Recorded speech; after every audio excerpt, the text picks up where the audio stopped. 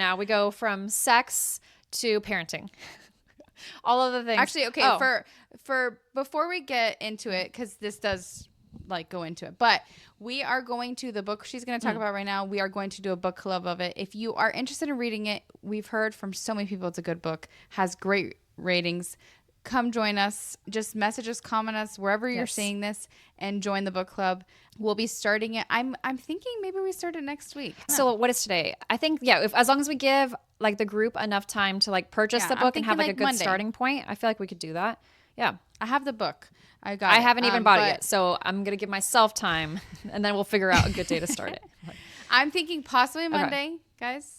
But we'll see. Message us and we'll like be able to send. Yeah, because then we can make like a good group, and then we'll be able to hold each other accountable and like have discussion. I think this is like a really good one. This is why I'm saying, because this book is a good discussion. It is, absolutely. So this book has been out for a little bit of time, so people might have actually already heard about this book. You might have had friends who've read it already. It's not a brand new spanking book. So, but people are talking about it. So we may as well just say what it is. So it's The Anxious Generation, Jonathan Haidt. It's one of those. What is it? It's one of those. You're like, what?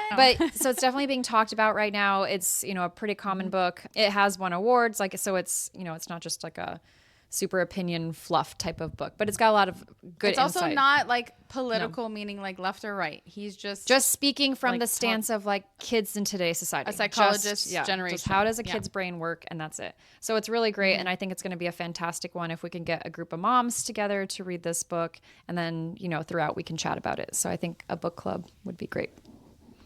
Yeah, I actually had one of Alvaro's friends voted our poll that he wanted to Nice. Well, we'll be holding him accountable. Be like, did you get your book? Go check it out from the library so we can read this together. No, I'm excited. But what we're going to talk about today is actually, so it was a parent. I'm going to have Jackie explain it because she knows the story a little bit better than me. But it stemmed from her reading this book, right? Yes. Yeah. Okay. Yeah, so a mom, you might have seen it, it's kind of gone viral on Instagram. She had posted a reel where basically she explained what her thought process here was. She wanted to offer like basically maturity, milestone growth, and just an opportunity for her kid to step out of his comfort zone to then go place an order at Chick-fil-A all by himself, pay, and then come back out to the car with his food. So she walked him through, told him what to say, told him what the order was, how the transaction of cash was going to go. And then she also gave him the advice that like, hey, if you feel uncomfortable, just ask for the manager. If at any point you don't like what's going on, just ask for the manager and then they'll help you. So she just waited in the parking lot, sent her kid on his way. And then sure enough, a couple minutes later, he came out with the food and the change and a big smile on his face.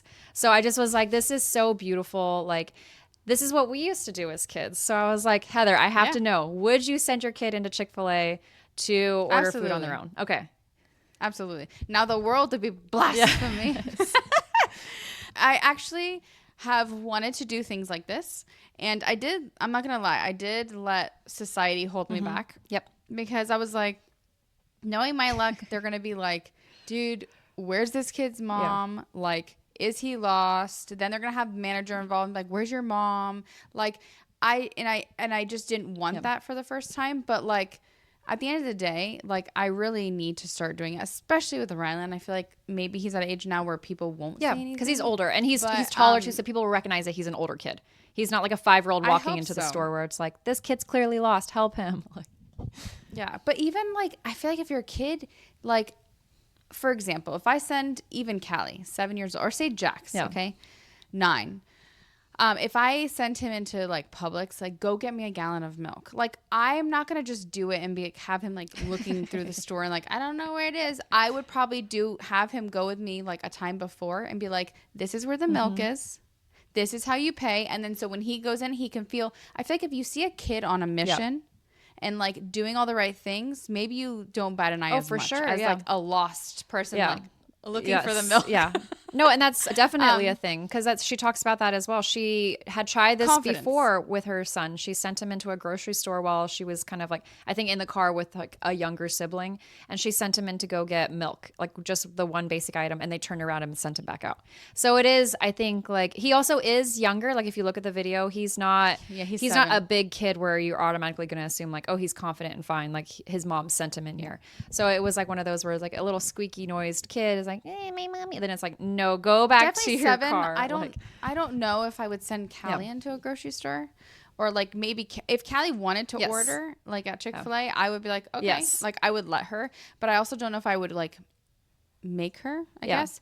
But if she, like I do at restaurants, like if she does something where like she lost her crayon or something, I make her go to the front of the restaurant and like I make her go ask. I don't follow her. I don't like, and if she tells me no, she doesn't want to do it, then I'm like, then you won't get exactly. No, we try to do stuff like that too. Like even the example of like fast food or sitting down at a restaurant where it's like, they're like, I want chicken nuggets. I'm like, tell them what you want to eat. Not me. I'm not taking your order. They're taking your order. You're going to make eye contact with them and tell them that you want a refill on your Sprite. Like, not me. Yeah. So I feel like little things. Completely So we're not entirely letting our kids just like burn in the dumpster over here. But for sure, I think it's something that like, if you guys get bored and you find this reel, be sure to we'll share it. We'll share it on our social media profiles as well. So you guys can take a look at it. Cause it's really like it's cute. It's heartwarming and it's cute.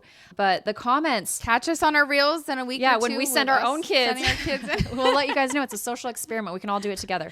But people were divided in the comments, which I found to be so interesting because there's a lot of people that were like, hey, we used to do this as kids. Our moms would send us in, and like a lot of people were in the comments and they're like, we went to the bodega, would get our mom's cigarettes. Like, and I'm just like, that was 100% a thing back then. And we were fine and we were safe. And it's like a lot of people were like, whoa, like you can't. It's unsafe for your child to be walking around on their own. And I'm like, okay. And then you had other people in the comments, which I thought was so interesting because they're like, tell me why my college-age daughter can't even pick up the phone to order pizza, and it gives her anxiety because we're not doing this stuff anymore.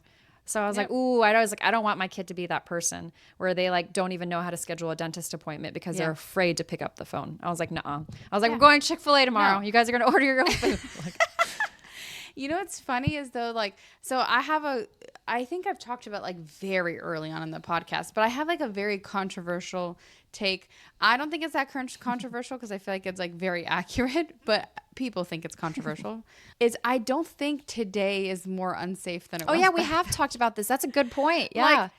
Like if anything, it's more safe. Like we don't have like these like mass serial killers. Like I get that like there's child sex trafficking and stuff like that, but there's always been, right? But if anything more, it's harder now because there's cameras everywhere, and there's like it's harder than it was before. Like we've talked about like even staying home as a kid, right? Like now, as when you stay home as a kid, as say an 11-year-old, your mom has cameras outside the house that she can see. She can put the alarm on. She can call you. She can FaceTime you and see you physically. Like when my mom would leave us, like that was it. They had no way of knowing the house was burning down. Yeah, there was no camera. There was no alarm system. There was none of that. And so I'm just like, you guys have this illusion because you see the news because there's cameras everywhere. But in reality, I really don't think it's more unsafe now at all. I actually think it's safer. I agree with you. Like, yeah. Like if Sally back in the day in the 70s and 80s rode her bike, like how many little girls got snatched on their bike back in the day because there was no cameras on our street? You know how many cameras? All the Ring cameras on people's front doors. Yeah. And I think that's the thing. Like you said, we're almost too information aware because of the speed of cell phones and the news and all that. That's the only reason it seems like, wow, it's crazy stuff is happening every day, all day. Like, and it's like, no, this is the same. It's the same frequency of bad stuff happening. We're just getting it shoved in our face so quickly that we think it's more. It's an illusion. Like, dang, like what's happening? I tell people, I'm like, do you remember, like, you weren't alive, but like literally there was not thousands, like millions of Jews just being slaughtered. Like, and I know that happens now, like to an extent, like, you know, not to that exact mass, but like bad things happen. Yes. Yeah. like literally it happened too. And unfortunately it's still happening to this day with certain, you know, like, you know, in the Middle East and in Africa, people are still dealing with those same issues. But like, I just don't see how people are thinking that we are like now just more unsafe. I don't know how much I agree with. Yeah. And then do we think there's going to be negative consequences? So the parents that commented on this video and said that mom is doing something very unsafe to her child, and they said, wait for your kid to get abducted one of these days. Like, do we think that they are hindering their kids? Like, are we going to see a difference between those kids with that parenting style versus maybe our kids if we really try to encourage them, give them the confidence and the tools to step out and order pizzas and Chick-fil-A on their own? Yes. They're going to be more successful. Yes. Yeah. I thought so too. Because it's sure. funny because you go through the comments and there's high school and college teachers that are in there and they're just like, yes, this is a thing. Like there's kids who don't know how to do anything and they have debilitating social anxiety due to not being given these skills. Like we're really like suffocating these kids and it's kind of scary to see like that they don't have like any skills as 19-year-olds. Like none. They'll order their pizza through the app. Which I guess technically works because we didn't have Uber Eats and stuff as like teen boppers. So we did still have to pick up the phone or go drive up and physically order it at the counter. So it is kind of wild that we have handed them these, like the ability to be just really reclusive and like. That's why we have to, when we have the opportunity to teach them to do that, because it's like at the end of the day, like you're not going to be able to like schedule a doctor's appointment or like, I don't know, call customer service when you have a problem. Like you can't do that always on No, the you're app. right. Like, that's true. Sometimes you have to pick up the phone and talk to someone. And talk to another computer. Like, it's always like, I hate the second something's like, press 1 for, and I'm so. I said represented. Every once in a blue moon, I get lucky and you just call and somebody's like, thank you for calling. And you're like, hallelujah. Yeah, and you're almost like, what? Like, real? What did you say your name is? I love when somebody's like, one of the guys I follow, Amir, he's like, don't you hate that in America where you're like, press 1 for English. And it's like, hello, when they answer. and you're like, that's not English. Like, you literally asked us what we want.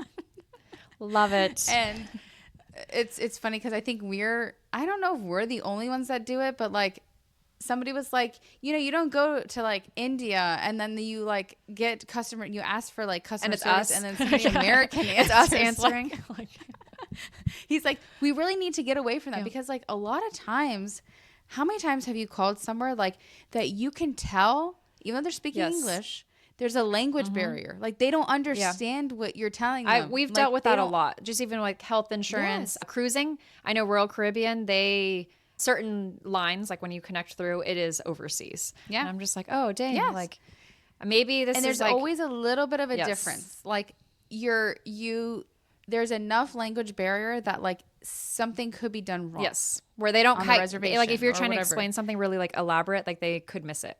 They don't quite get it. Yeah. 100%. So I'm here for bring back bless you. Thank you.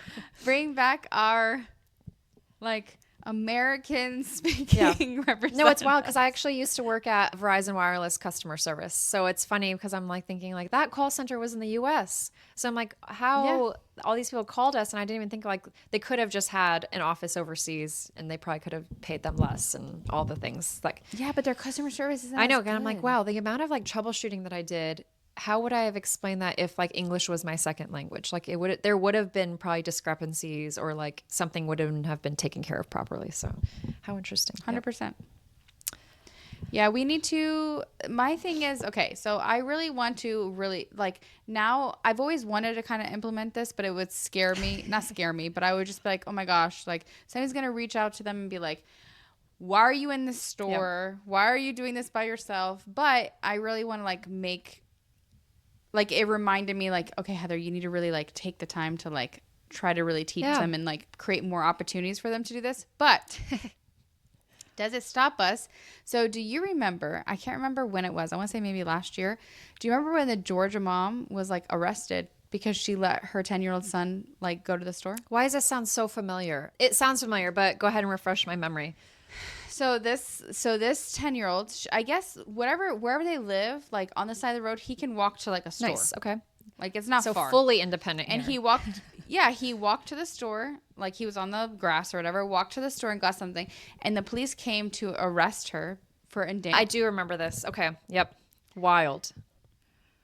That is like, and she's like, what are you arresting me for? And I'm like, endangerment. She's like, and that was the one where she looked up the codes, right? Didn't she actually pull it up and like was like, for what? Yeah. Like what endangerment? Yeah. And they broke down the codes and it was like, wild. Because every state has that, which I didn't even realize until watching that whole breakdown happen where I was like, dang, like there is like a whole thing where they tried to find a reason to arrest the parent. like for endangerment. So are me and you going to be arrested Probably, but on the news? and we'll be fighting for the rights. White Yeah, we'll be woman fighting for says the her rights of like the 7-year-old independence of our child. kids. We'll be like, bro, like, do you want them to be skilled and have resources and tools to take care of themselves as adults, or do you want them to like not be efficient adults? Come at me. Yeah. Like if this mom, right? So this kid's 7, the one that did Chick-fil-A. If this mom like let her kid walk to Chick-fil-A, and it's like a busy area, not even if it's not a busy area, at 7 years old to walk somewhere, like no. I mean, I'm But, even like, just if she like let on him- top of my kids when they cross a busy intersection, and I'm with them. Like they're definitely Exactly. like a 7-year-old's not So looking. if she walked, I'd be like, that's too much for me. Like that's a little too much. But like she was right there, guys. Like it's not the end of the world. Like she also didn't send him in like a mall. No, that's what I thought too. I was like, this actually is probably the best out of all the places to do like a first time. Yeah, because also she told the kid, like, ask the manager, right? We know at Chick-fil-A, there's managers roving around. They don't like, it's not hard to find a manager. This is probably the best place. place. Have really good morals. Yeah, there. yes, it's the trustworthy restaurant. But I just feel like we all know if you've been inside of a Chick-fil-A, there's a bajillion employees running around. There's always a manager coming over to be like, hey, like, how was your service today? Is there anything else I can get you? So we know that had he had any questions, there would have been a red shirt available for him to like ask for help. Come back and ask Mom. Exactly. So like I feel like that is like, the best place that he could have gone for his like first like building up confidence interaction with like ordering something on his own. So props to her, because I was like, as soon as I watched that, I showed Tony, and he's like, yeah, we need to do that. Like he loved it as well. Agreed. And I was like, it's this like is a reminder beautiful. That, like, oh my god. Yeah. And like it was cute because he was For like sure. he was smiling the whole time. proud. He was proud of himself because he did that all by himself. So I feel like we could definitely implement this with our kids. They're old enough. So the article, it actually stemmed from this book. And so I guess I have not read the book yet, guys, so I can't say what she got it from. But I guess somewhere it's at the very end. Yeah. So this is a final task. This is like a final exam. So when it's have your kid go out and order food on their own, this was the author of the book. That's his like, try this out. So it's like a final exam basically at the end of the book where it's like, give this a go. You have all this confidence now. You've instilled this in your kids. You have this trust with your kids. Go ahead now, practice this, obviously safely, daytime, you've given them money, like all the things that we talked about. You're not crossing a busy street. Go ahead, let them fly. And it's like, as long as and he said too, like, ask them, if they say like, no, I'm not ready, then obviously we're not going to make it a negative situation and fight our kids in the parking lot. But it was like a test where it was like, we've gone through this whole process together. Let's go ahead and give it a go and see how it works. So I feel like he must have it set up in some sort of way that we can kind of navigate. Yeah, I didn't know how he had it set up, because I know she said something about, I asked my kid what his fear was. Yeah. And so I guess, I don't know if his fear was that, like going and ordering, and she did it, or if in the book they actually say go to, I think it's like the navigating the fear is like what that part is trying to like touch base on. So I told Rylan, I was like, hey, so we're going to start testing out like you doing things by yourself. And he's like, oh, okay. And he was excited. And I was like, I'll send you into the grocery store to like get something for me. He was like, like, that's a lot. I'm not ready for that. And I was like, yeah. And he was like, okay, like already nervous. I could see that. But it's one of those things, the first time is going to be scary. But yeah, do you remember being at Publix? Well, you didn't have Publix, but like being at the grocery store and your mom's like, even when I was like 7 or 8, my mom would be like, go find this or stay here and I'm going to go find this. And then you can't find them. Like, and then you have this panic of you're like, where are they? And you're like searching the aisles, or like my mom would leave me at the register and she'd like, let me just go grab this. And like, they'd be done scanning the groceries and you'd be looking. Yeah. Like hoping your mom's going to come back in time. Like, I don't even have a wallet. Like, you're like looking and you're like every kid has that like little like nervous look where they're like, she said she'd be right back. She has money.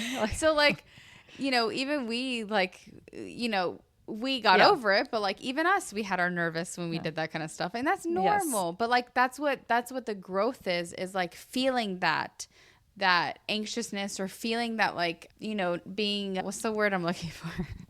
Being, when you're not like enabling them peace. Or like, oh yeah. No, okay, when you're like, when you're feeling uncomfortable, right? Like you need to learn how to feel uncomfortable, because there's going to be so many areas in life, even us as adults, that's uncomfortable. Yeah. What is this saying? Like if you even, never step into the outside of your comfort zone, you'll never leave your comfort zone.